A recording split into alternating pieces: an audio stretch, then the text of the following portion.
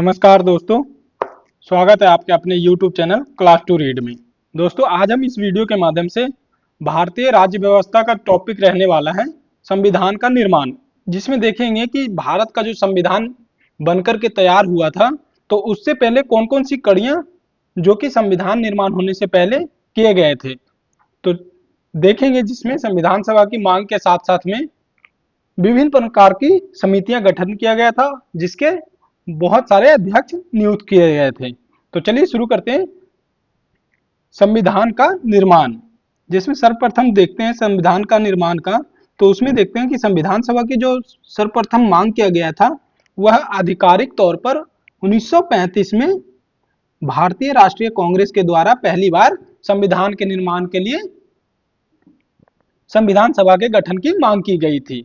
इससे पहले देखते हैं तो 1934 में वामपंथी आंदोलन के नेता थे एम.एन. रॉय। उन्होंने पहली बार संविधान निर्माण के लिए संविधान सभा की मांग की थी, लेकिन आधिकारिक तौर पर बात करते हैं तो 1935 में भारतीय राष्ट्रीय कांग्रेस द्वारा किया गया था। इसी के कड़ी में देखते हैं तो 1938 का जो टाइम पीरियड आता है, तो भारतीय राष्ट्रीय कांग्रेस के तरफ से पंडित जवाहरलाल नेहरू ने पहली बार घोषणा की थी कि भारत का जो भी संविधान निर्माण होगा वह भारत के वयस्क मताधिकार के आधार पर संविधान सभा का निर्माण किया जाएगा, जिसमें कि कोई भी बाहरी हस्तक्षेप नहीं होगा। तो याद रखेंगे कि 1938 में भारतीय राष्ट्रीय कांग्रेस के पंडित जवाहरलाल नेहरू ने घोषणा की थी कि भारत का जो संविधान निर्माण होगा वह वयस्क मताधिकार के अधिकार पर ही संविधान निर्माण होगा। इसी के आगे देखते हैं तो नेहरू की इस मांग को अंततः ब्रिटिश सरकार ने एक सैद्धांतिक रूप से स्वीकार कर लिया था, और इसी के क्रम में 1940 का जो अगस्त प्रस्ताव था वह पारित किया गया था। तो याद रखेंगे 1938 में जब पंडित जवाहरलाल नेहरू ने भारतीय राष्ट्रीय कांग्रेस के तरफ से संविधान सभा का निर्माण करने के लिए वयस्क मताधिकार के आधार पर मांग की थी, उसी को देखते हुए ब्रिटिश सरकार ने 1940 में अगस्त प्रस्ताव की मंजूरी दी थी।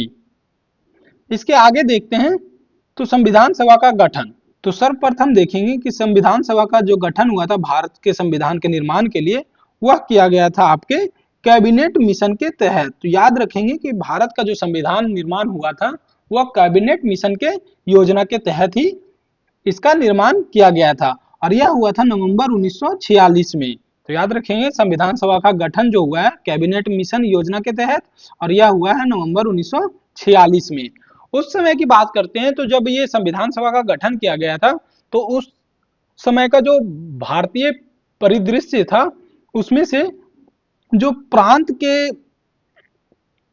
और देशी रियासतों के जो सीटें बंटवारे करने थे, उनको एक निश्चित जनसंख्या के अनुपात में सीटों का बंटवारा किया जाना था। आमतौर पर मोटे तौर पर कह सकते हैं कि प्रत्येक 10 लाख की जनसंख्या पर एक सीट का आवंटन किया जाना निश्चित किया गया था। अब आइए देखते हैं संविधान सभा की कार्य प्रणाली। तो संविधान सभा जब निर्माण होने की कड़ी में आगे बढ़ता है, तो उसी के आधार पर देखेंगे कि संविधान सभा का जो पहली बैठक हुआ था वह हुआ था 9 दिसंबर 1946 को। याद रखेंगे, कई बार क्वेश्चन पूछे गए हैं। और दोस्तों याद रखेंगे कि ये सारे ही नोट्स आपको पॉलिटी के बहुत ही महत्वपूर्ण बुक जो कि एम लक्ष्मीकांत की बुक है भारत की राज्य व्यवस्था, उसी से यह नोट्स तैयार किए गए हैं जो कि आपको कराए जा रहे हैं। तो लाइक, सब्सक्राइब एंड शेयर करें ध्यान से। और अगर पीडीएफ डाउनलोड करना है तो लिंक डिस्क्रिप्शन में दिया हुआ है, वहां से जाकर के डाउनलोड कर सकते हैं। अब आइए देखते हैं संविधान सभा की जो कार्य प्रणाली हुई थी। तो सर्वप्रथम इसकी बैठक कब हुआ था? 9 दिसंबर 1946 को। और यह जब बैठक हुआ था तो मुस्लिम लीग के जो नेता थे इस बैठक की बहिष्कार किया था, और उन्होंने अलग पाकिस्तान के मांग बनाने पर बल दिया था। तो याद रखेंगे कि संविधान सभा की पहली बैठक में मुस्लिम लीग ने इसका बहिष्कार किया था ताकि वे अलग पाकिस्तान की मांग को प्रखर कर सके। जब संविधान सभा का निर्माण किया गया था तो उसमें फ्रांस में जिस तरह के नियम हैं कि सबसे वरिष्ठ अधिकारी को ही अध्यक्ष नियुक्त किया जाता था, उसी के तरह भारत में भी फ्रांस की तरह ही सबसे वरिष्ठ सदस्य जो कि थे उस समय डॉक्टर सच्चिदानंद सिन्हा, इनको अस्थायी अध्यक्ष नियुक्त किया गया था, जो कि बाद में डॉक्टर राजेंद्र प्रसाद को संविधान सभा का अस्थायी अध्यक्ष नियुक्त किया गया था। इसी तरह से अध्यक्ष के अलावा उपाध्यक्ष की बात करें तो दो उपाध्यक्ष नियुक्त किए गए थे, जो कि थे डॉक्टर एच.सी. मुखर्जी और वी.टी. कृष्णमाचारी। ये दोनों थे सभा के दो उपाध्यक्ष। अब आइए देखते हैं संविधान सभा की समितियां। तो याद रखेंगे कि जब संविधान निर्माण करने के वक्त जब शुरुआत होता है तो संविधान को किस तरह से निर्माण किया जाना है, उसके लिए बहुत सारी समितियों का गठन किया गया था। उन्हीं समितियों में 8 बड़ी समितियों का गठन किया गया था, जिनका मुख्य तौर पे काम था इन समितियों का संचालन करना और इनके देखरेख में संविधान का निर्माण करना। तो याद रखेंगे कि बहुत सारी समितियों में से 8 जो बड़ी समितियां थी वह बहुत ही इंपॉर्टेंट है। तो एक बार देख लेते हैं कि ये इन 8 बड़ी समितियों में से कौन कौन सी समितियां थी और इसके अध्यक्ष कौन कौन नियुक्त हुए थे। तो सर्वप्रथम देखते हैं संघ शक्ति समिति। तो संघ शक्ति समिति के अध्यक्ष नियुक्त हुए थे डॉक्टर जवाहरलाल नेहरू। याद रखेंगे संघ शक्ति समिति के अध्यक्ष जवाहरलाल नेहरू नियुक्त किए गए थे। इसी तरह से संघीय संविधान समिति अध्यक्ष बने थे जवाहरलाल नेहरू। प्रांतीय संविधान समिति के अध्यक्ष बने थे सरदार वल्लभ भाई पटेल जी को नियुक्त किया गया था प्रांतीय संविधान समिति के अध्यक्ष। इसी तरह से प्रारूप समिति, जो कि सबसे महत्वपूर्ण समिति थी, प्रारूप समिति, इसके अध्यक्ष बने थे डॉक्टर वी.आर. अंबेडकर। इसी तरह से पांचवी जो समिति थी वह थी मौलिक अधिकार, अल्पसंख्यक एवं जनजातियां तथा बहिष्कृत क्षेत्रों के लिए सलाहकार समिति। इसके अध्यक्ष जो नियुक्त हुए थे सरदार वल्लभ भाई पटेल जी को नियुक्त किया गया था। इसी तरह से छठी समिति थी प्रक्रिया नियम समिति, अध्यक्ष डॉक्टर राजेंद्र प्रसाद। सातवीं समिति इंपॉर्टेंट थी राज्यों के लिए समिति, जो कि राज्यों के बीच में समझौता करने के लिए नियुक्त किया गया था और इसके अध्यक्ष बने थे जवाहरलाल नेहरू जी। आठवीं जो इंपॉर्टेंट समिति थी संचालन समिति, इसके अध्यक्ष बने थे डॉक्टर राजेंद्र प्रसाद। इसी के साथ साथ में कई और छोटी छोटी समितियों का भी गठन किया गया था। तो उनमें से देख लेते हैं छोटी समितियां। एक तो था वित्त एवं कर्मचारी समिति, इसके अध्यक्ष बने थे डॉक्टर राजेंद्र प्रसाद। प्रत्यायक क्रेडेंशियल समिति, अय्यर अल्लादी कृष्ण स्वामी जी को इसके अध्यक्ष नियुक्त किए गए थे। इसी तरह से सदन समिति बी पट्टाभी सीतारामैया। कार्य संचालन समिति के अध्यक्ष नियुक्त हुए थे डॉक्टर के.एम. मुंशी। इसी तरह से राष्ट्र ध्वज संबंधी तदर्थ समिति, इसके अध्यक्ष बने थे डॉक्टर राजेंद्र प्रसाद जी। संविधान सभा के कार्यों के लिए समिति जो गठन हुआ था उसके अध्यक्ष बने थे जी.बी. मावलंकर। सर्वोच्च न्यायालय के तदर्थ समिति एस. वरदाचारी, जो कि सभा के सदस्य नहीं थे, याद रखेंगे। इसी तरह से मुख्य आयुक्तों के प्रांत के लिए समिति बी पट्टाभी सीतारामैया। संघीय संविधान के वित्तीय प्रावधानों संबंधी समिति के लिए अध्यक्ष बने थे नलिनी रंजन सरकार, जो कि ये भी सभा के सदस्य नहीं थे। याद रखेंगे कि एक तो सर्वोच्च न्यायालय के लिए तदर्थ समिति और संघीय संविधान वित्तीय प्रावधानों के लिए समिति जो सदस्य बने थे अध्यक्ष, वो सभा के सदस्य नहीं थे। इसी तरह से भाषाई प्रांत आयोग के अध्यक्ष बने थे एस.के. डार, ये भी आपके सभा के सदस्य नहीं थे। प्रारूप संविधान की जांच के लिए विशेष समिति, अध्यक्ष डॉक्टर माफ कीजिएगा जवाहरलाल नेहरू। प्रेस दीर्घा समिति, ये बने थे उषानाथ सेन जी, इसके अध्यक्ष। इसी तरह से 13वीं समिति जो थी वह था नागरिकता पर तदर्थ समिति, इसके अध्यक्ष नियुक्त हुए थे एस. वरदाचारी, जो कि हमने ऊपर देखा था कि सर्वोच्च न्यायालय के तदर्थ समिति भी एस. वरदाचारी की अध्यक्षता में ही गठन किया गया था। तो इसके अध्यक्ष भी एस. वरदाचारी हुए नागरिकता पर तदर्थ समिति के अध्यक्ष, जो कि सभा के सदस्य नहीं थे।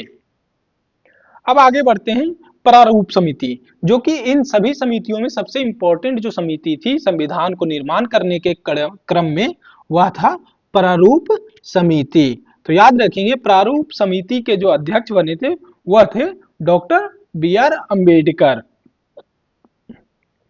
और इसका गठन जो किया गया था वह किया गया था 29 अगस्त 1947 को।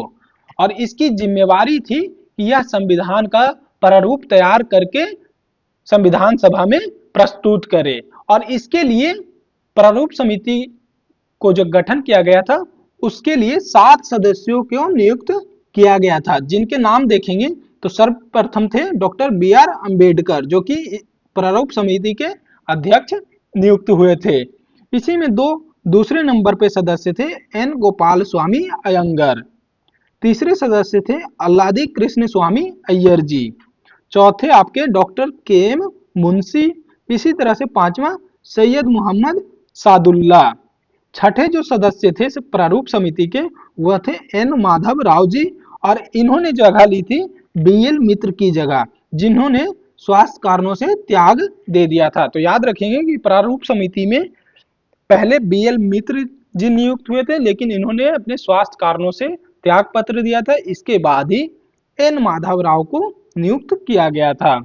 इसी तरह से 7वें जो समिति के अध्यक्ष थे सदस्य थे वह थे टीटी कृष्णमाचारी, और ये सदस्य नियुक्त हुए थे आपके डीपी खेतान जो थे पहले 1948 में इनकी मृत्यु हो गई थी, उन्हीं के जगह को भरने के लिए टीटी कृष्णमाचारी को नियुक्त किया गया था प्रारूप समिति के सदस्य। और बात करते हैं प्रारूप समिति जब अपना कार्य करना शुरू करती है तो यह प्रारूप तैयार करने में 6 महीने का समय लगभग लेती है, और इस दौरान कुल 141 बैठकें की गई थी। अब आइए आगे देखते हैं संविधान सभा के निर्माण के कड़ी में कुछ आवश्यक तथ्य जो कि संविधान निर्माण के क्रम में बहुत ही इंपॉर्टेंट है। तो सबसे पहले देखते हैं संविधान सभा द्वारा जो है हाथी को प्रतीक अर्थात मुहर के रूप में अपनाया गया था। इसी तरह से सर वी एन राव को संविधान सभा के लिए संवैधानिक सलाहकार नियुक्त किए गए थे। एच बी आर अयंगर को संविधान सभा का सचिव नियुक्त किया गया था। चौथा जो इंपॉर्टेंट तथ्य है वह है एल एन मुखर्जी को संविधान सभा का मुख्य प्रारूपकार अर्थात चीफ ड्राफ्टमैन नियुक्त किया गया था। प्रेम बिहारी नारायण रायजादा की बात करें तो इन्हें भारतीय संविधान के प्रमुख सुलेखक अर्थात कैलीग्राफर के रूप में नियुक्त किया गया था, और इन्होंने ही मूल संविधान जो बनकर के तैयार हुआ था उसको इटैलिक शैली में हस्तलिखित द्वारा इन्होंने ही तैयार किया था, जो कि नाम है इनका प्रेम बिहारी नारायण रायजादा। और संविधान का जो सौंदर्यकरण मूल संस्करण है उसका सौंदर्यकरण और सजावट का कार्य किया था शांति निकेतन के कलाकारों, जो कि नंदलाल बोस और व्यूहर राम मनोहर सिन्हा शांति निकेतन के कलाकार थे। इन्होंने ही संविधान के मूल संस्करण के सुंदरता और सजावट का कार्य इन्होंने द्वारा ही किया गया था। इसी तरह से मूल प्रस्तावना जो है संविधान का प्रेम बिहारी नारायण रायजादा द्वारा ही हस्तलिखित किया गया एवं व्यूहर राम मनोहर सिन्हा द्वारा इसको ज्यामितीय सौंदर्यीकृत एवं अलंकृत किया गया था। तो याद रखेंगे प्रेम बिहारी नारायण रायजादा द्वारा मूल प्रस्तावना और संविधान को इटैलिक भाषा में तैयार किया गया था, और इसको सजाने का कार्य किया था प्रस्तावना को व्यूहर राम मनोहर सिन्हा जी द्वारा।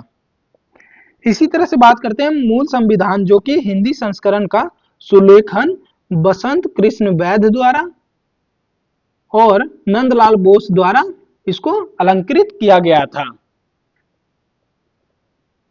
कुछ अन्य इंपॉर्टेंट तथ्य देख लेते हैं। तो डॉक्टर बी आर अम्बेडकर जो कि 4 नवंबर 1948 को संविधान का अंतिम प्रारूप इन्होंने पेश किया था, और इसे पहली बार संविधान में पढ़ा गया था। तो याद रखेंगे कि 4 नवंबर 1948 का तारीख है जब अंतिम प्रारूप पेश किया गया था। इसी तरह से जब इसको तैयार किया गया था तो 26 नवंबर 1949 का जो तारीख है संविधान में एक प्रस्तावना 395 अनुच्छेद और 8 अनुसूचियां ही सम्मिलित किए गए थे। प्रस्तावना की बात करें तो प्रस्तावना को पूरे संविधान को लागू करने के बाद इसको लागू किया गया था। जो कि इस तरह से हैं, ग्रेनविल ऑस्टिन।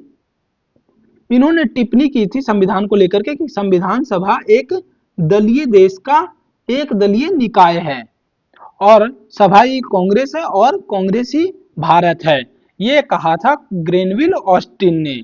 इसी तरह से लॉर्ड विस्काउंट ने इसे हिंदुओं का निकाय कहा और इसी प्रकार विंस्टन चर्चिल ने टिप्पणी की थी कि संविधान सभा ने भारत के केवल एक बड़े समुदाय को प्रतिनिधित्व प्रदान किया है।